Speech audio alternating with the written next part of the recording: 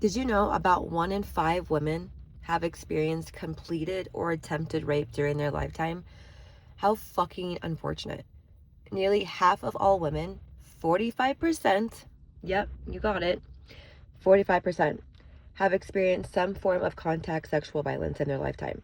This includes rape, sexual coercion, unwanted sexual contact, and similar offenses. Nearly 80% of all female rape survivors report that their first assault occurred before the age of 25, and many experienced it before age of 18. Women and girls are victimized at much higher rates than men for rape and many other forms of sexual violence. A very small little glimpse of my life when I was just 16 years old that I had to unfortunately encounter with one of my best friends in Japan when I was living with my mother. I had to endure one of the most painful things that I think any human being had to endure ever in their life, which is rape. Um, I have a story of my own with that, but these are events that took place with my best friend at 16 years ago, and I want to tell her side of the story and my side of the story and my experience that I went through. I thought I was going to a sleepover with my best friend. Instead, I walked into a secret that would follow me for the rest of my life. Hi guys, this is Terica with Small Town Talk, and I try to post out weekly, but sometimes that just doesn't work because fucking life happens to us, right? Anyways, stay tuned for this horrendous story of how I became a victim of rape. The night everything changed. There are moments in life that divide your story into two parts: who you were before and who you become after. For me, that moment happened during what was supposed to be an ordinary sleepover with my high school friend Margaret. A little backstory of my high school friend Margaret. Her and I both lived in Japan, and when I first met Margaret, she was this quiet, shy kind of girl who kept to herself and never seemed to be looking for attention, ever. She was like this pretty white girl with long brown hair, beautiful brown eyes, big backside, and just a cute little body. Like, she was beautiful, but she didn't carry herself that way because she was, just very shy and insecure, and she didn't want to be seen. And I don't know, she was innocent in a way that made me want to protect her, like as a sister. And we became friends very quickly. I met her in JROTC. If you guys don't know that, it's a small little military school camp program thing you can do in school, and you can take it to the real world or the military if you'd like. But we originally met in JROTS, and from there we hit it off and we became the best of friends. I mean, I did her hair, I did a makeover on her. We did typical girl things, hanging out, eating food, just being girls. We were 16 years old, walking around, living our lives in Japan. Her dad was military, my mom was military. We were in on Yokota Air Force Base, and we lived our life. We were always at the skate park. We'd always walk around town. We would just live our best life, just being girls. And, Margaret taught me a lot of things, and I taught Margaret a lot of things. And it pains me to actually talk about this story because we were just 16 innocent girls, virgins. Well, so I thought, unfortunately. Anyways, me and Margaret, were really close, and we had many sleepovers, and she spent that at my house, vice versa. Nothing out of the ordinary, nothing abnormal. It was just two teen girls being teen girls. But there was just this one night at her house that took a turn. It was just a weird feeling. And I don't think I was even supposed to spend the night at her house that night. But I think we eventually agreed that I was going to stay at her house. And so we did. And, I packed a bag. I told my mom I was going to her house. So we went. We had a good night. And at first, everything felt normal. But as the night went on, something just felt off. Her dad's behavior toward me had made me very uncomfortable. And it started with looks that lingered to long comments that felt inappropriate. And I don't know, I just had a feeling in my gut that I couldn't quite explain it. I remember trying to convince myself that I was imagining things. I mean, after all, this is my friend's dad. You know, he's military, he's a man, he's supposed to protect us, nothing's gonna happen. So, small little dive on what happened. Me and Margaret were trying to, we were trying to figure out like this hairstyle, I think, and we couldn't figure it out, and we needed like certain bands, like rubber bands. For whatever reason, they were in Margaret's dad's bathroom. So I remember saying, let's go get them so we can get this hair. We were just being girls. We were eating ice cream. We were talking about boys. We were doing hair, makeup, what have you. And so there was this hairstyle that me and Margaret wanted to do. But again, her dad had the rubber bands. So we had to go to her dad's room for them. And I just remember her going into his bathroom. He was sitting on the bed. And I was kind of like by the bed, by the like the edge of the bed.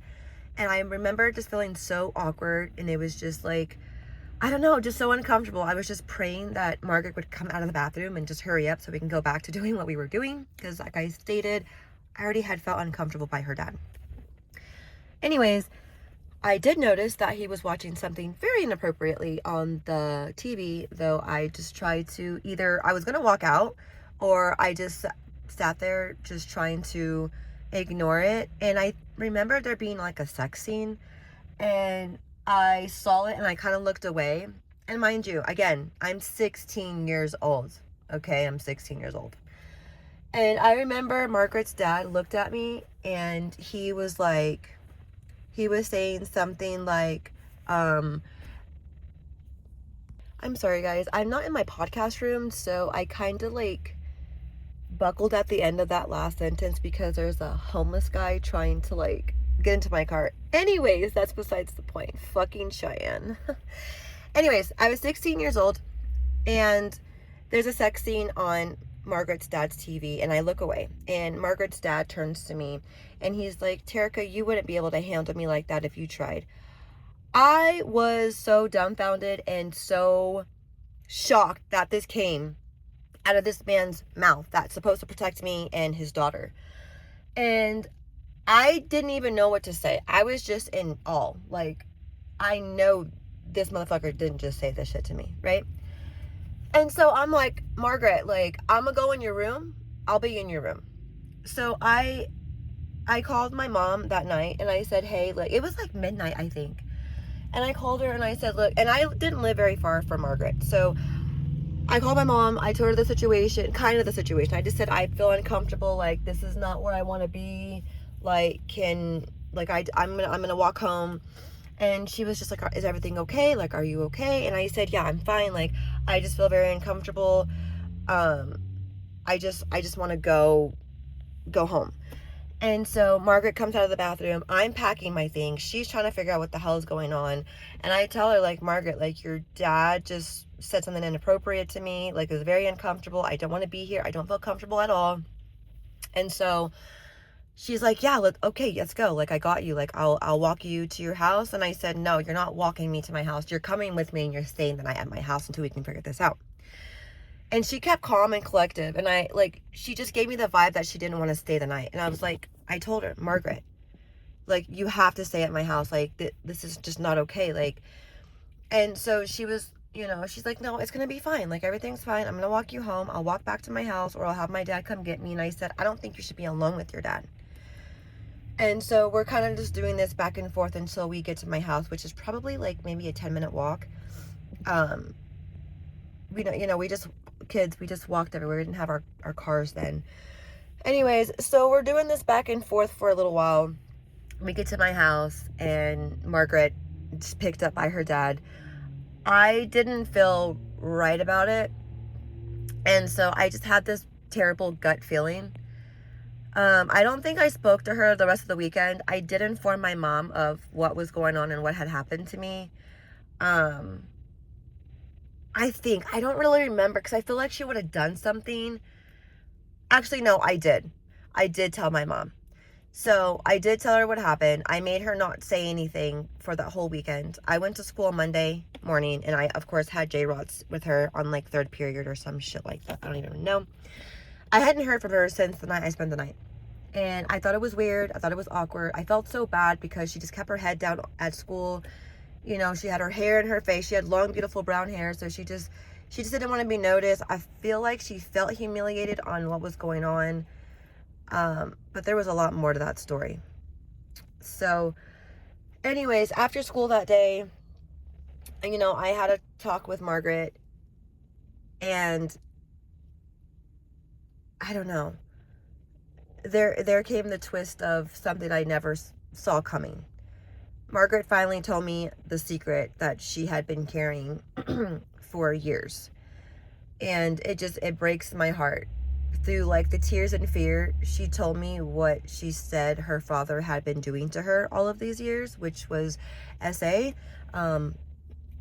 RAPE. And I just remember feeling frozen, and my heart was racing. And suddenly, all of the strange interactions I'd noticed made sense. Like, the uncomfortable feeling I couldn't shake wasn't paranoia. It was my instincts trying to warn me.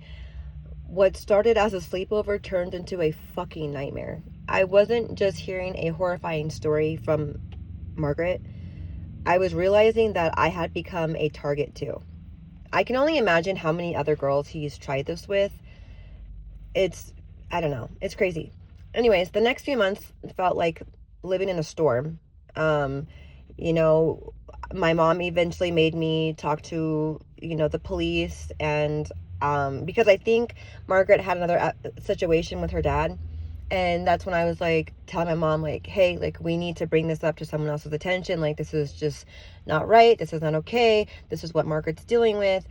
And so, like, I don't know, the last few months had felt like living in a storm. There were investigations, there were interviews, questions, and it was constant. And I remember I was being investigated. I was in an interview. I had to tell them and give them my statement, all the things.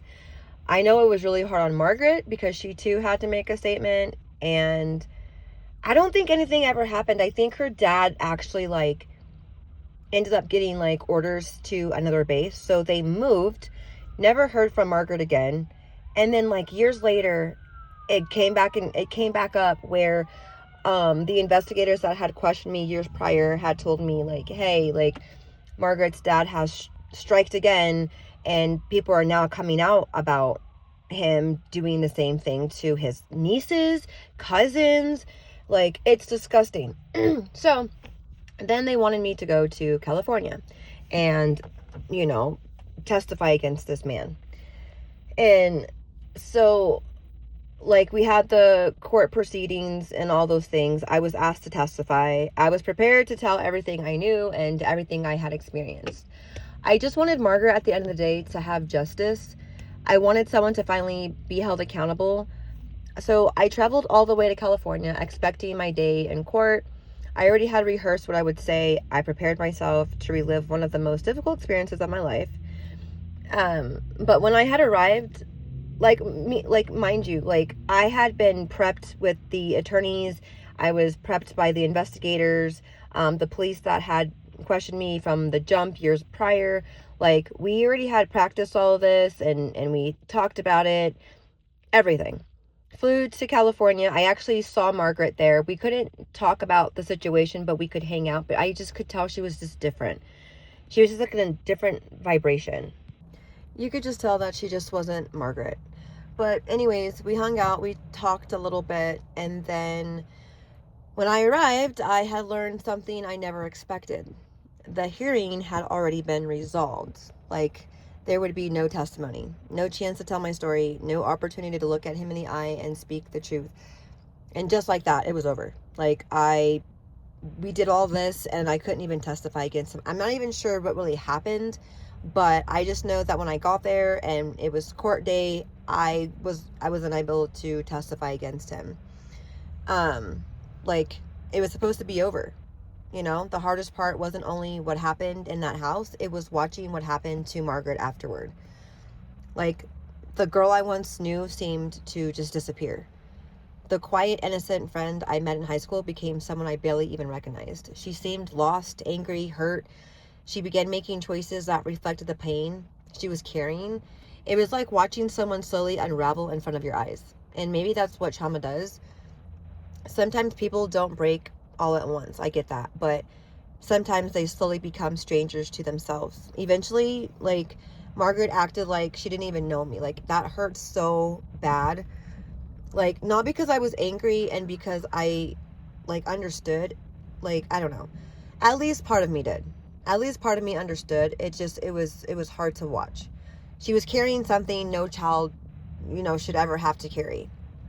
So to this day, I don't even know where her father is. I don't know what became of the situation. I don't know anything. I don't even know where their whereabouts are. What I do know is that one night changed multiple lives forever. And while I never got the chance to testify, I still have my voice. Like, this story is my testimony. This testimony never got to give. And that's okay. I just pray that Margaret's out there living her best life, making good choices. She's on the right path, and she's still that sweet, shy, innocent girl that I met. Just because it didn't happen to me in that time of life doesn't mean that I was not a victim just as well as Margaret was. And I feel like the ratings of SA, like, it's so unfortunate. Like, men are not men anymore, and I don't know, you just need to do better, Anyways, this was my little story of what happened to me when I was 16 years old. This is Small Town Talk with Terica. I will see you on the next episode.